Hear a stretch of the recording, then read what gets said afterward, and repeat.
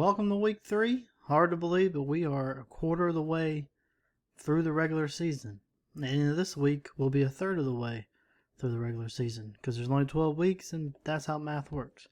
What we're going to do this week is try to do again what we did last week. Fewer plays, but we'll go a little more in depth into each play.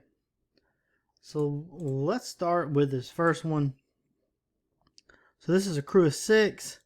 You want to watch this action on the inside receiver right here. He's going to crack back and deliver a targeting foul right there, or blindside block. And this goes unflagged. We do not get this. Crew of 7, this is very easy pickup. Crew of 7, the back judge is going to have this key, and he would, or they would hopefully, see this from the very beginning. Crew of 6, this is a little more problematic. Your field judge is going to have this key. Line judge will have this key.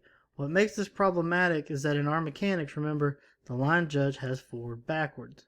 And we're going to have a pass that's behind the line of scrimmage. So the line judge's attention right now is on that pass because he has to rule whether or not this is a forward or backward pass. So that's where his attention is at the moment. Can't bank on the referee to see this because he has the passer, obviously. He's going to make sure that passer stays protected. Umpire's not supposed to be looking at this because he's got guard, center, guard. So this kind of leaves that inside receiver kind of unchecked, unfocused.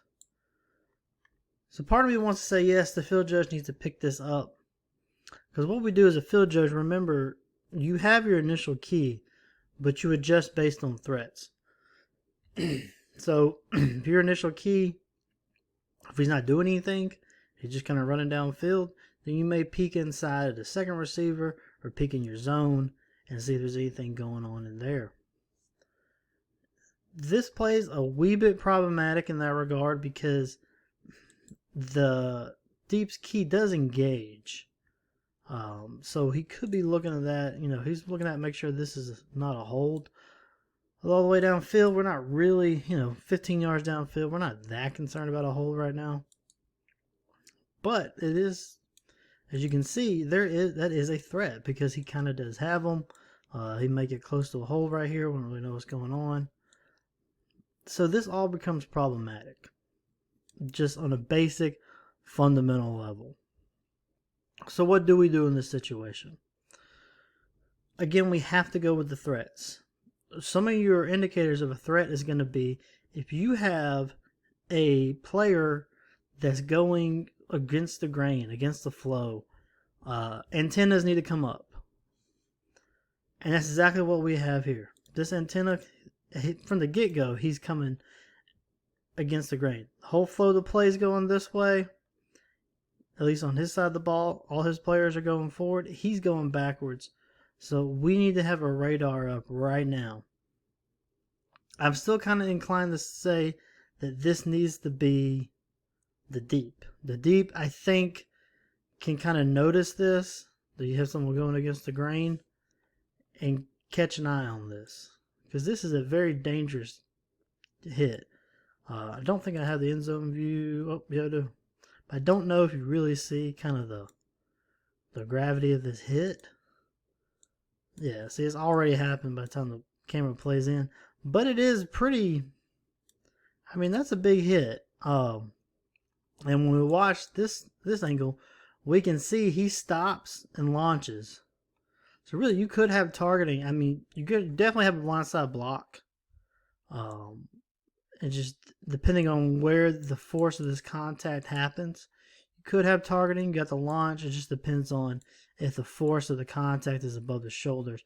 But regardless of that, you do have a blindside block. And we definitely don't like the standing over. The standing over, you lay a hit like that and you stand over the player, whether or not he saw it coming or you might have used a little bit of hands, all that's off the table. When you stand over a player like that, you had intent to harm.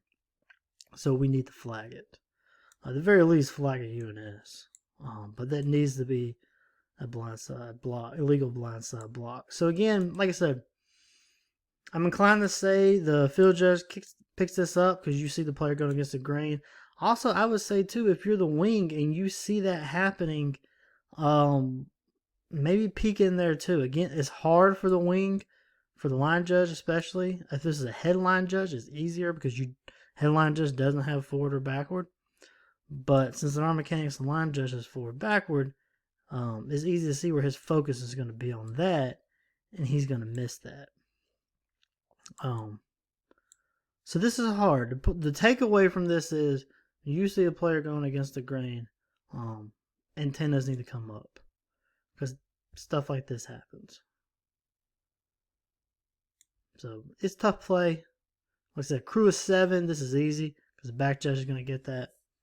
Crew of 6, that's a tough play. It really is.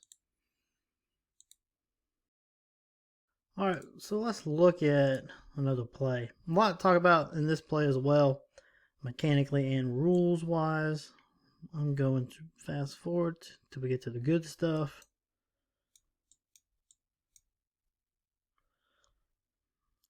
Alright, good play here. We got a good box in. So we got a crew of 7. Back judge doing a good job getting to the goal line. Alright, so we have the defender's going to reach. Looks like he's got the back of the nameplate, so we need to have our eyes up for a horse collar. Mechanically, let's look at the mechanics first. Mechanically, everything's pretty decent here. Obviously, field judge, we would like you to get the goal line first. But with that back judge and being right there where we are, we're not as upset about getting beat. But we always want to get to the goal line. But everything's good. Good depth off the pylon. So this is where we're kind of getting some issues here. We have 2 players on the ground. And the field judge, our only official in the area right now, is going to continue facing the field as he gives the signal. We got 2 players laying on the ground right there, and then a 3rd and 4th coming over from opposing teams. We want eyes on that. So field judges, when you're here, there's nothing in the mechanics manual that says we have to be facing the field to give touchdown signals. Turn your shoulders and keep watching. Just kind of turn and watch the players as they go into the end zone. And you can get a touchdown signal while you're looking at them. We do not have to be facing the field to give a touchdown signal. Also, short wings. When we have these long plays like this, we need you still booking downfield. Even, if the play is way in front of you, you're not going to make it. Still continue booking it down the field because we need you to come in behind the deep here and help police and clean up everything that's going on here. Yeah, we got 1 guy in the area, but you can see we got mixed colors coming in. We're about to have 5 or 6 players. There's more coming. It's good to have 2 officials in here looking at it and making sure everything here stays clean. Especially we also got a player's helmet come off. And we just possibly had a horse collar tackle. So let's look at the horse collar tackle. If it is, if it isn't. So there's one aspect of the horse collar tackle we got. We got a defender grabbing the runner right in the nameplate area. Remember, the nameplate area is now part of the rule for a horse collar tackle. He's going to bring him down. Does not bring him forward. It's not backward. It's possibly to the side.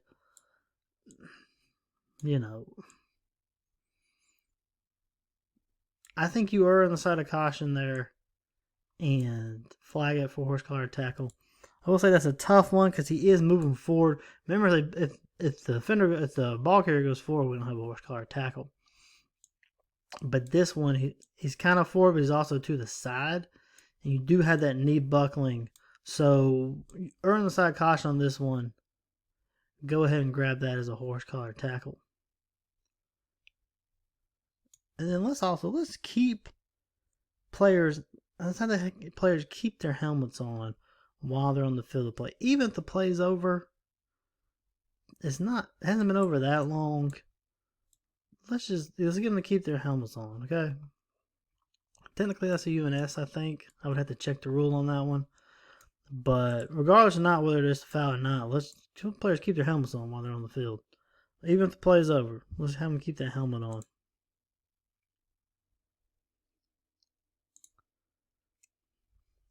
Here's another one. Look at the mechanics wise. This one just looks bad. Let's talk about how we can make it look better. There's some stuff going on. We don't really know. We have no idea from the officials. We don't really know what's going on. We like some kind of indication of what's happening. So let's watch it a little bit closer. Looks like the ball comes out. So umpires, this is a situation where there's a lot of action in the middle of the field. Our wings or deeps can't help. This is where you come in and giving some kind of signal. We usually do the pat to the chest if you have them in. I only do that in short plays or like plays that are kind of up in the air. Like as he's obviously in the end zone, we don't have to really give the chest pat. But a close play like this, let's get that chest pat so we know what's going on. If you have him in, if you don't have him in, then do exactly as you're doing now and just observing. But if you have him coming in, which it looks like he may be in, then we got to have something. If we don't have him in, let's say we have the ball is out before he gets across the goal line, then we got to have a beanbag on the ground. And let's put that beanbag in the field of play. Just to indicate we have a fumble in the field of play. I mean, obviously, if he was in the end zone, he fumbled it. Obviously, we have a touchdown at that point. But just for the aesthetics, just to look good and make sure everyone knows what we have on the field, we'll put that beanbag in the field of play. And that lets everyone know what's going on. Because the wings aren't really a whole lot of help here. There's just too much. There's just too much in the way. So I think this all has to be on the umpire. Wing Mike can see. This near wing Mike can peek in and see what's going on. But I think that umpire a little bit better help. We got to have something, though. We got to have a touchdown signal. Got to have a beanbag on the ground. We have to have something. Because at this point, without any kind of indication on what's going on, we look like we just don't know.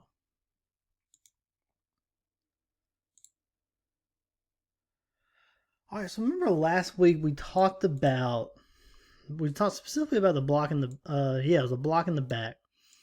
And we said on safety fouls like that, there's two reasons we throw fouls like block in the back. If there's a safety issue, if the player's safety is in danger, we're going to throw the block in the back. Or if they are taken out of the play, the illegal block in the back is taking them out of the play, even if it's not such an egregious push in the back that's going to put their safety at risk, if it was enough to just get them out of the position, I think I used the word displace them. Kind of like think basketball. You talk a lot about, you hear the term displacement a lot in basketball. Considering that they're in the blocking the back, if there's displacement from illegally being pushed in the back, even if subtle, then we have to throw the flag. Because there's a block in the back, that block in the back had effect on the play. Block below the waist is the same. There are a lot of schools of thought on block below the waist. Some will say on a kick, especially free kick, scrimmage kick, anything like that, contact below the waist, you got to flag it, period. But also kind of look at it in the way of you look at a block in the back. Two schools of thought, or two reasons we would throw a block in the back.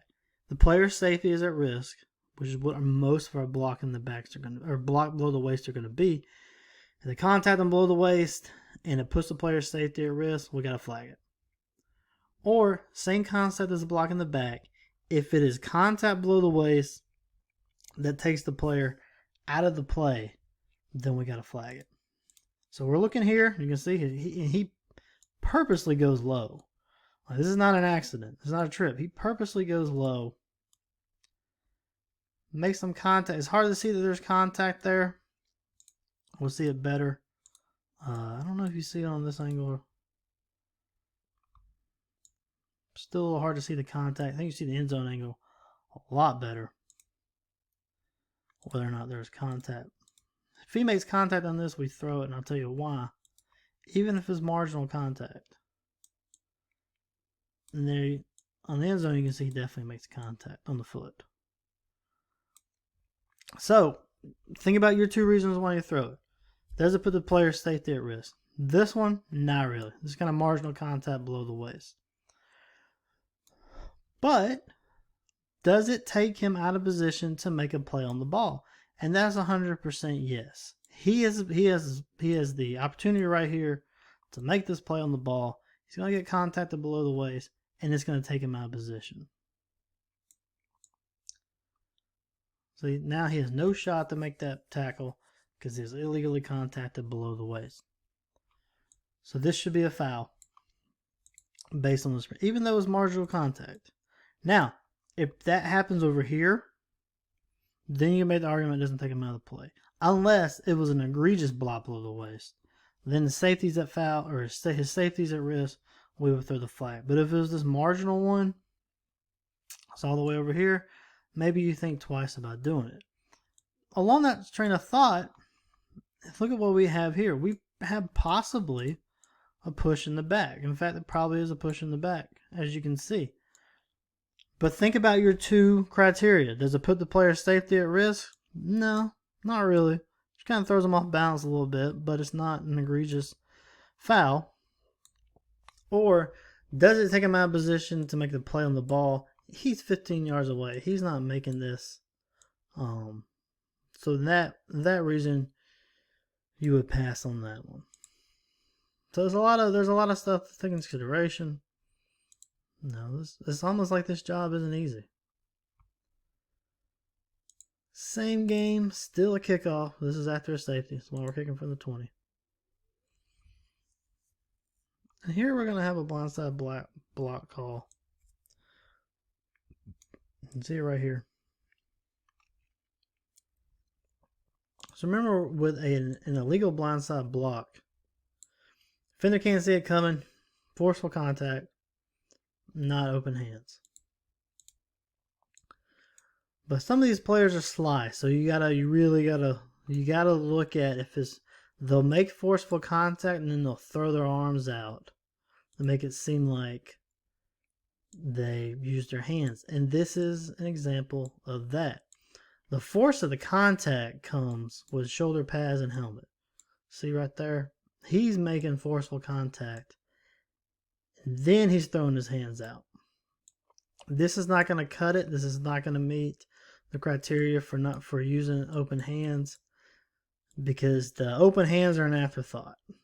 He's got to come out. He's got to initiate the contact and the force of the contact with those open hands. Because remember, that's what the rule says. Initiate contact with open hands. He initiates the contact with his head, shoulder pads, and then just kind of pushes as an afterthought. This is correctly called. I think there were 2 or 3 flags on this play, which, kickoffs we're okay with now with it using zone. It's okay to have 2. 3 may be a little overkill, because if you have 3 pairs of eyes when they're spread out like this, someone's not in the correct zone. But a couple of flags is okay. Remember, like I said, some of these players are sly. They're going to try and throw that in. They're going to initiate the contact with something else, and then throw those open hands out there and try to trick you. So we gotta watch out for that. All right, we're going to end on a weird one. We're going to have a deep pass.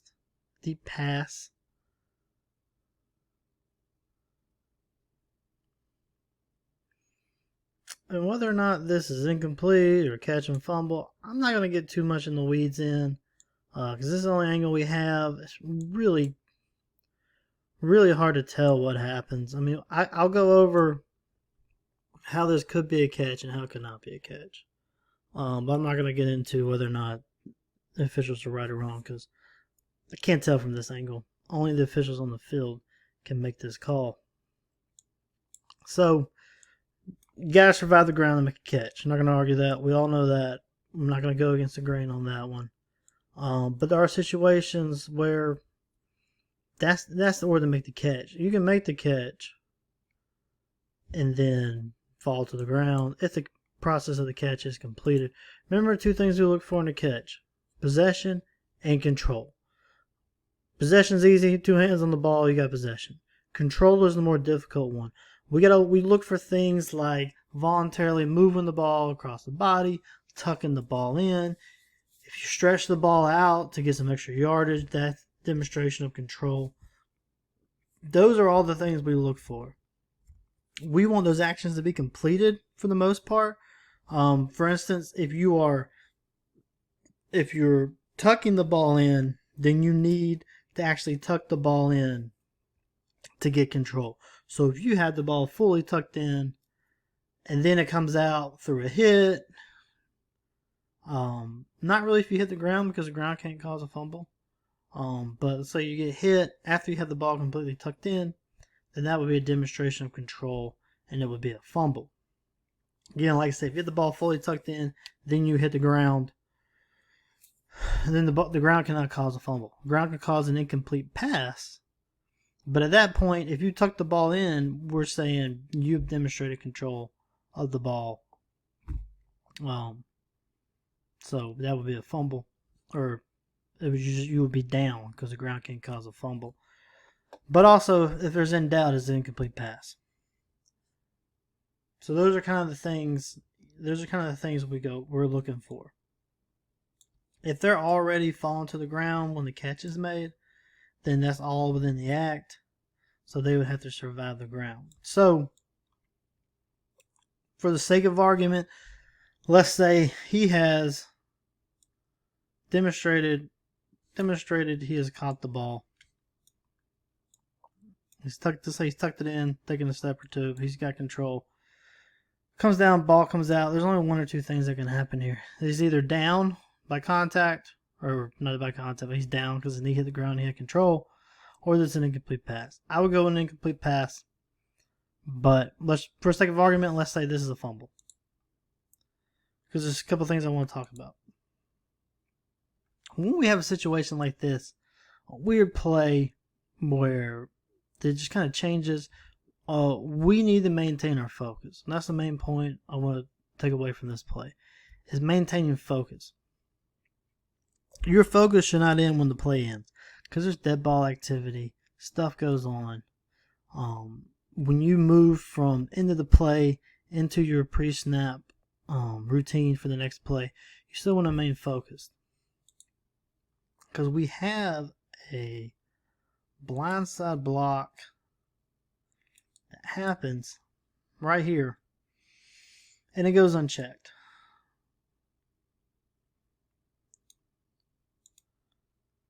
So we don't have a flag on it. If we do, I'm missing it.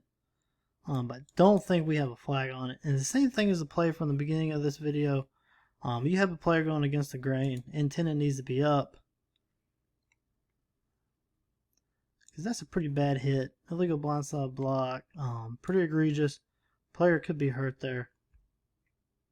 So we always want to make sure when we have weird plays, like anything weird like this, exceptional plays, I think is a term used in the grading rubric, want to maintain that focus, because that's when these open field blindside blocks are going to happen. We just want to make sure that we're on the ball with it. So that's it for today's. Gosh, I didn't know there's an end zone view.